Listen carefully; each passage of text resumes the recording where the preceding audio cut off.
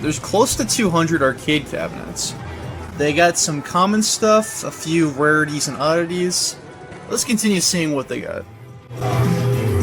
Some more Williams Electronics games, more Stargate, a little bit more jousting. Here we have Joust 2, Survival of the Fittest. This one's supposed to be uncommon.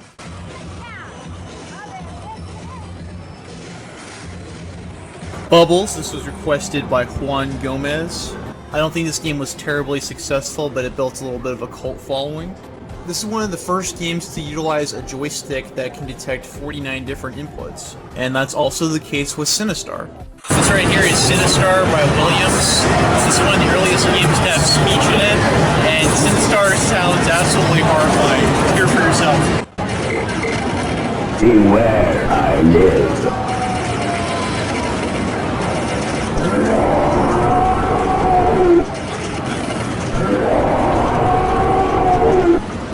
Run, coward. Beware, I live.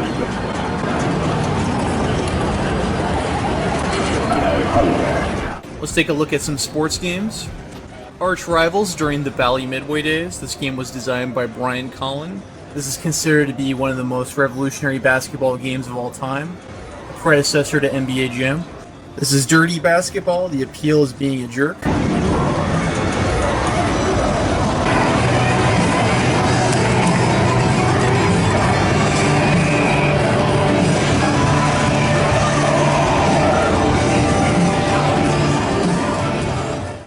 Pigskin, made with similar hardware to Arch Rivals.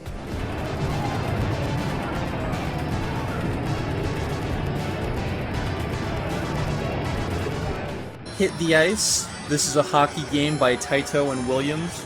This is another one of those mean games. It's a pretty good hockey game.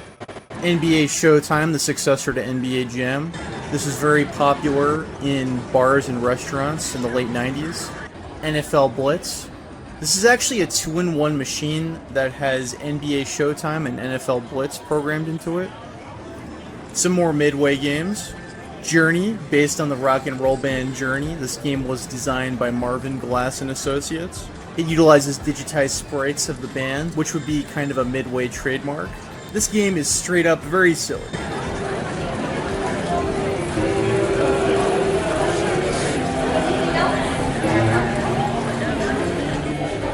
Cruis'n World, designed by Eugene Jarvis, who was the guest of honor here.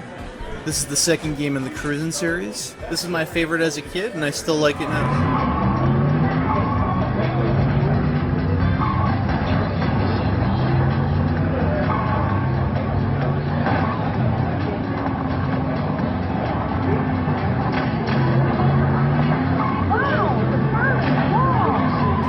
Kick.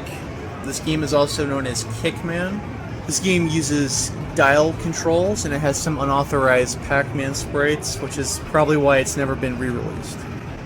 This is Bagman. This is a 1982 video game by a French company called Valedon Automation. In France, this game is called Le Bagnard. If any of our French viewers want to correct me on my pronunciation, go ahead. This is a platforming game made for Z80 hardware, as was common at the time.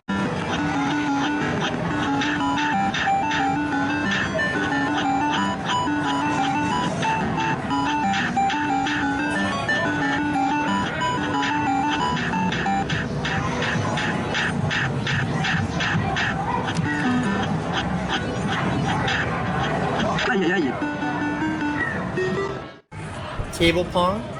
This coffee table is an officially licensed product. This creates a Pong game using dials and magnets. Speaking of Atari, let's look at some other Atari games. Here we got an original Breakout, often imitated, often replicated. One of Atari's most famous games. Asteroids. Asteroids Deluxe.